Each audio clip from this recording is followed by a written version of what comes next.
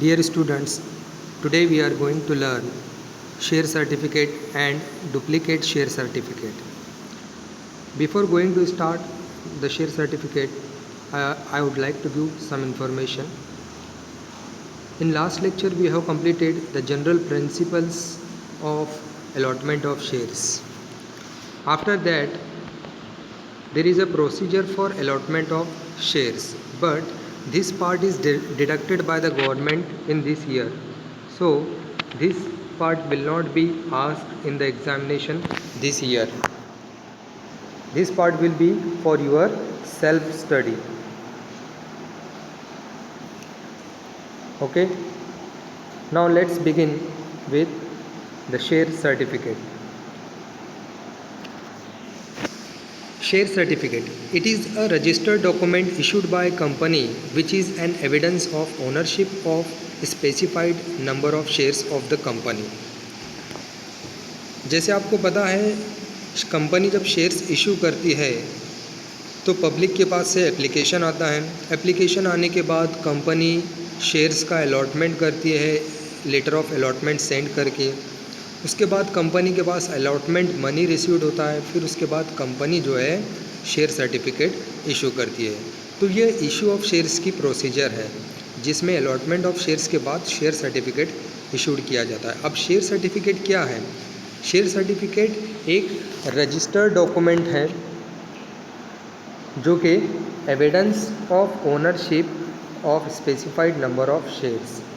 Share certificate एक ऐसा registered document है जो नंबर ऑफ शेयर्स की ओनरशिप रिप्रेजेंट करता है जिस कंपनी में उसने परचेज़ किया है। Share certificate is a prima facie evidence of title to the shares. Share certificate prima facie evidence. Prima facie evidence means the first evidence or sufficient evidence to prove the ownership of shares in the company. So share certificate is a prima facie evidence of title to the share. The word title represents the ownership of shares. तो share certificate जो है company का, ये एक first और sufficient जो है evidence के नाम पर जाना जाता है जो कंपनी में अपने शेयर्स की ओनरशिप को रिप्रेजेंट करता है। If any dispute about membership arises, the share certificate will be held as evidence and not the entries in the register of members.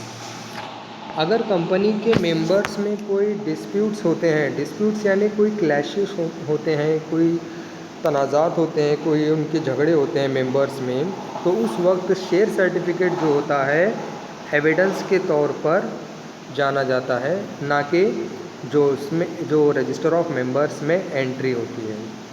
तो रजिस्टर ऑफ मेंबर्स में भी शेयर होल्डर की entry होती है, लेकिन जो ओरिजिनल प्रूफ जो माना जाएगा वो किसको माना जाएगा? शेयर सर्टिफिकेट को माना जाएगा। तो शेयर होल्डर अपनी ओनरशिप जो है शेयर सर्टिफिकेट के ज़रिए कंपनी में प्रूव कर सकता है। Share certificate has to be issued under the common seal of the company if any and signed by 2 directors duly authorised by the board of directors and the company secretary और any other authorised person. Share certificate जो होती है वो company के common seal के under issue होना चाहिए। अब कॉमन सील क्या होता है ये हमने 11th स्टैंडर्ड में सीखा है। Common seal means it is the official signature of the company. Company की ऑफिशियल सिग्नेचर होती है, क्योंकि कंपनी एक आर्टिफिशियल पर्सन होती है जो साइन नहीं कर सकती, इसलिए जो है कंपनी का एक कॉमन सील, कंपनी का एक स्टैम्प बनाया जाता है। तो ये स्टैम्प जो है शेयर सर्टिफिकेट के ऊपर होना चाहिए और उसके ऊपर एटलीस्ट जो है 2 डायरेक्टर्स की सिग्नेचर होना चाहिए। It should be signed by at least 2 directors और एक कंपनी सेक्रेटरी की उसके ऊपर सिग्नेचर होती है जिसे बोर्ड ऑफ डायरेक्टर्स और कंपनी सेक्रेटरी ऑथराइज करते हैं। Company has to issue the share certificate to all allottees as well as transferees on transfer of shares. It is issued on partly और fully paid up shares. Company share certificate किस किस को issue करती है? Company share certificate सारे allottees को issue करती है। अलॉटीज़ यानी जिन जिन लोगों को कंपनी ने अलॉटमेंट लेटर सेंड किया है उनके एप्लीकेशन के बेसिस पर, तो उन्हें अलॉटीज़ कहा जाता है। As well as transferees on transfer of shares. Transferee, अगर कोई पर्सन, कोई एग्जिस्टिंग शेयर होल्डर अपने शेयर्स किसी दूसरे को ट्रांसफ़र कर रहा है तो उस पर्सन को ट्रांसफरी कहा जाता है जिसके नाम पर शेयर ट्रांसफ़र हो रहा है। तो ट्रांसफरी और सारे अलॉटीज़ को कंपनी शेयर सर्टिफिकेट इशू करती है। It is issued on partly और fully paid up shares. Share certificate जो है पार्टली और फुली पेड अप शेयर्स पर भी इशूड की जा सकती है, चाहे शेयर्स के सारे इंस्टॉलमेंट रिसीव्ड हो या फिर ना हो, कंपनी शेयर सर्टिफिकेट इशू कर सकती है। नेक्स्ट हमको देखना है कंटेंट्स ऑफ शेयर सर्टिफिकेट, यानी शेयर सर्टिफिकेट में क्या क्या होता है, कौन कौन सी चीज़ें होती हैं, ये हमको देखना है। Share certificate should be in form SH1 as prescribed under companies share capital and debenture rule 2014। Share certificate का जो फॉर्मेट होता है वो फॉर्म SH1 के मुताबिक होना चाहिए जो कंपनी एक्ट के अंदर प्रिस्क्राइब्ड किया गया है, जो कि share capital and debenture rule 2014 में मेंशन है। तो उसका एक फॉर्मेट, एक प्रोफॉर्मा बनाया है शेयर सर्टिफिकेट में, शेयर सर्टिफिकेट का इस रूल के मुताबिक, और उसी फॉर्मेट, उसी प्रोफॉर्मा में कंपनी ने शेयर सर्टिफिकेट बनाना चाहिए। Following are the contents of a share certificate. अब शेयर सर्टिफिकेट में क्या क्या होता है ये हमको देखना है one by one. Number 1, name of the company, CIN registered office address, company का नाम, CIN नंबर यानी corporate identity number, registered office address, company का रजिस्टर्ड ऑफिस कहाँ पर लोकेट किया गया उसका complete address. Next, folio number, यानी ये एक पेज नंबर होता है। कंपनी ने शेयर सर्टिफिकेट जब इशू कर रही है तो उस पर कौन से पेज नंबर जो है मेंशन कर रही है ये बताना होता है, इसको फोलियो नंबर कहा जाता है। नंबर 3, शेयर सर्टिफिकेट नंबर, तो शेयर सर्टिफिकेट का भी नंबर कंपनी मेंशन करती है। नंबर 4, नेम ऑफ मेंबर, तो जिसको शेयर कंपनी अलॉट कर रही है, जिसको शेयर सर्टिफिकेट इशू कर रही है उसका नाम होना ज़रूरी होता है शेयर सर्टिफिकेट पर। उसके बाद nature of share, number of shares and distinctive number of the shares. Nature of share यानी कौन से टाइप का शेयर कंपनी इशू कर रही है, प्रेफरेंस शेयर्स है या इक्विटी शेयर्स है। उसके बाद नंबर ऑफ शेयर्स, कितने शेयर्स उसको कंपनी ने अलॉट किए हैं। उसके बाद डिस्टिंक्टिव नंबर ऑफ शेयर्स, तो शेयर्स के नंबर कहाँ से कहाँ तक हैं, जैसे 100 से लेकर 200 तक नंबर हैं, तो ये नंबर भी मेंशन करना होता है, उसको डिस्टिंक्टिव नंबर ऑफ शेयर्स कहा जाता है। उसके बाद number 4, amount paid on shares, shares पर कितनी अमाउंट उसने पेड किया है, ये सारी चीज़ें मेंशन होती है। नेक्स्ट है common seal if any and signature of 2 directors and company secretary. Company का कॉमन सील शेयर सर्टिफिकेट पर होना बहुत ज़रूरी होता है और उसी के साथ साथ कंपनी के 2 डायरेक्टर्स और एक सेक्रेटरी का सिग्नेचर होना बहुत ज़रूरी होता है। तो ये था कंटेंट्स ऑफ शेयर सर्टिफिकेट। अब उसके बाद हमको देखना है time of issue of share certificate. Time of issue of share certificate यानी कंपनी किसको कब शेयर सर्टिफिकेट इशू करना चाहिए। अब यहाँ पर 2 कॉलम आपको दिए गए हैं, एक टाइम है और दूसरा है टू होम। टू होम यानी किसको कंपनी शेयर सर्टिफिकेट इशू कर रही है और उसको कौन से टाइम पर इशू करना है। तो सबसे पहले कॉलम हम देखते हैं टू होम वाला।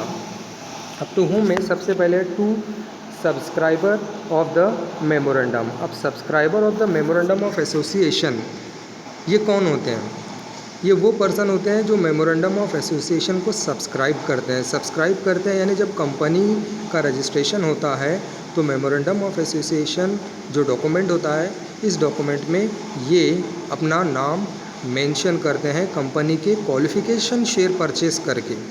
तो इन लोगों को subscriber of memorandum of association कहा जाता है। तो अब इनको कब शेयर सर्टिफिकेट इशू करना चाहिए कंपनी ने, इसका टाइम हम देखते हैं। Within 2 months from the date of incorporation. तो within 2 months from the date of incorporation यानी कंपनी का जैसे ही इनकॉर्पोरेशन होता है यानी रजिस्ट्रेशन होता है उसके बाद 2 महीने के अंदर subscriber of memorandum of association को कंपनी ने शेयर सर्टिफिकेट इशू करना चाहिए। अब उसके बाद टू होम, इस कॉलम में दूसरा है to allottee. In case of allotment of shares. अब अलॉटीज़ को कंपनी ने शेयर सर्टिफिकेट कब इशू करना चाहिए? अलॉटीज़ यानी जिनको कंपनी अलॉटमेंट लेटर भेज रही है, जिनको कंपनी शेयर्स अलॉट कर रही है उनके एप्लीकेशन के बेसिस पर। तो जो कंपनी को एप्लीकेशन करते हैं शेयर परचेस करने के लिए और जिनको कंपनी शेयर्स डिस्ट्रीब्यूट करती है उसको अलॉटी कहा जाता है। अब अलॉटी को कब जो है कंपनी शेयर सर्टिफिकेट इशू करना चाहिए? Within 2 months from date of allotment. तो यहाँ पर within 2 months from the date of allotment. जैसे ही कंपनी लेटर ऑफ अलॉटमेंट भेजती है उसके 2 महीने के अंदर कंपनी ने सारे अलॉटीज़ को शेयर सर्टिफिकेट इशू करना ज़रूरी होता है। अब नेक्स्ट है to the transferee in case of transfer of shares and to the legal representative in case of transmission of shares। अब टू द ट्रांसफरी यानी जिसके नाम पर शेयर ट्रांसफ़र किया जा रहा है। ये कब होता है? ट्रांसफ़र ऑफ शेयर में एक शेयर होल्डर दूसरे पर्सन को जब शेयर ट्रांसफ़र करता है तो जिसको वो ट्रांसफ़र कर रहा है वो ट्रांसफरी कहलाता है। ट्रांसफरी को शेयर सर्टिफिकेट कब इशू करना चाहिए? उसके बाद टू द लीगल रिप्रेजेंटेटिव वो पर्सन होता है जब किसी शेयर होल्डर्स की डेथ होती है तो उसके शेयर्स लीगल रिप्रेजेंटेटिव को ट्रांसमिट किए जाते हैं। तो यहाँ पर ट्रांसफरी और लीगल रिप्रेजेंटेटिव को शेयर सर्टिफिकेट कब इशू करना चाहिए? Within 1 month from the date of receipt of instrument of transfer और इंटीमेशन ऑफ ट्रांसमिशन। तो विद इन 1 मंथ में जो है यहाँ पर शेयर सर्टिफिकेट इशू करना है इसको, ट्रांसफरी को और लीगल रिप्रेजेंटेटिव को। Within 1 month from the date of receipt of instrument of transfer. तो इंस्ट्रूमेंट ऑफ ट्रांसफ़र जैसे ही रिसीव होता है कंपनी को, इंस्ट्रूमेंट ऑफ ट्रांसफ़र क्या होता है? ये ट्रांसफ़र रिक्वेस्ट फॉर्म होता है जो कि ट्रांसफ़रर कंपनी को सबमिट करता है कि वो अपने शेयर दूसरे पर्सन को ट्रांसफ़र करने वाला है। तो ये फॉर्म रिसीव होने के बाद कंपनी 1 मंथ के अंदर जो है शेयर सर्टिफिकेट इशू करना चाहिए। उसके बाद इंटीमेशन ऑफ ट्रांसमिशन। तो ट्रांसमिशन का इंटीमेशन जब किसी शेयर होल्डर की डेथ होती है या फिर शेयर होल्डर जो है इंसॉल्वेंट होता है या लुनेसी में चला जाता है उस वक्त जो है शेयर ट्रांसमिट किए जाते हैं। इसका इंटीमेशन आने के बाद कंपनी ने 1 मंथ के अंदर शेयर सर्टिफिकेट इशू करना चाहिए। उसके बाद for listed company share certificate should be issued within 15 days from the date of receipt of transfer request. अगर कंपनी लिस्टेड कंपनी है तो उस वक्त शेयर सर्टिफिकेट जो है 15 डेज़ के अंदर, जैसे ही ट्रांसफ़र रिक्वेस्ट यानी इंस्ट्रूमेंट ऑफ ट्रांसफ़र रिसीव होता है तो 15 दिन के अंदर ट्रांसफ़रर को कंपनी ने जो है ट्रांसफरी को शेयर सर्टिफिकेट इशू करना चाहिए। कौन सी कंपनी के लिए? लिस्टेड कंपनी के लिए। तो ये था शेयर सर्टिफिकेट और उसके कंटेंट्स और time of issue of share certificate. अब उसके बाद हमको देखना है duplicate share certificate. A company can issue duplicate share certificate if.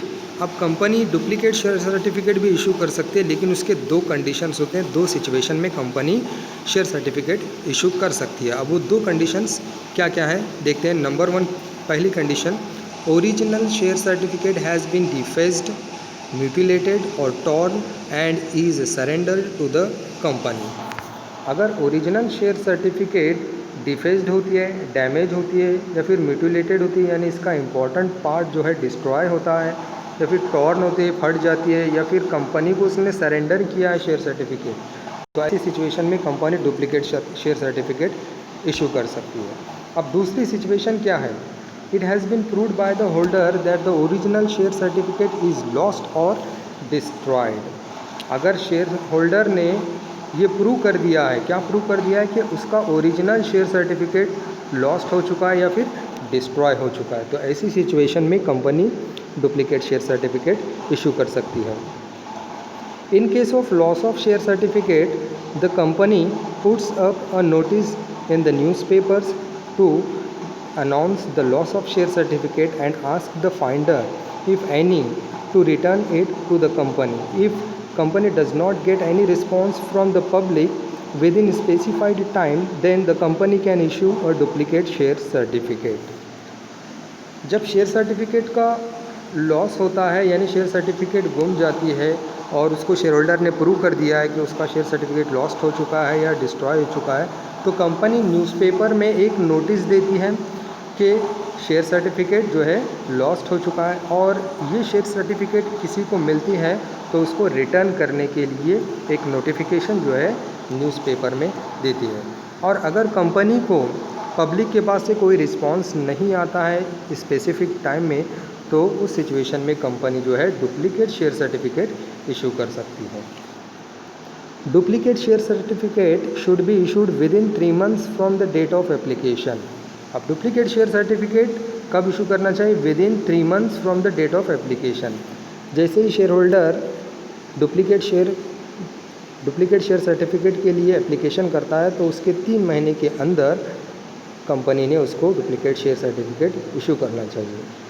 Company issues it only to registered share holder.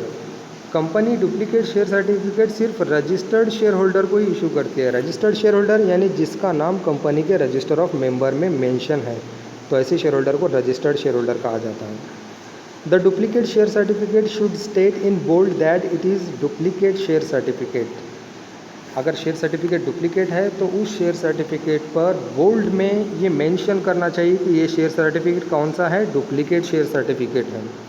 Company has to pay heavy penalty if it has issued duplicate share certificate with the intent to defraud. अगर company जो है company act से या government से कोई fraud करने के मकसद से डुप्लीकेट शेयर सर्टिफिकेट इशू करती है तो कंपनी को हेवी पेनल्टी यानी भारी जुर्माना पे करना होता है।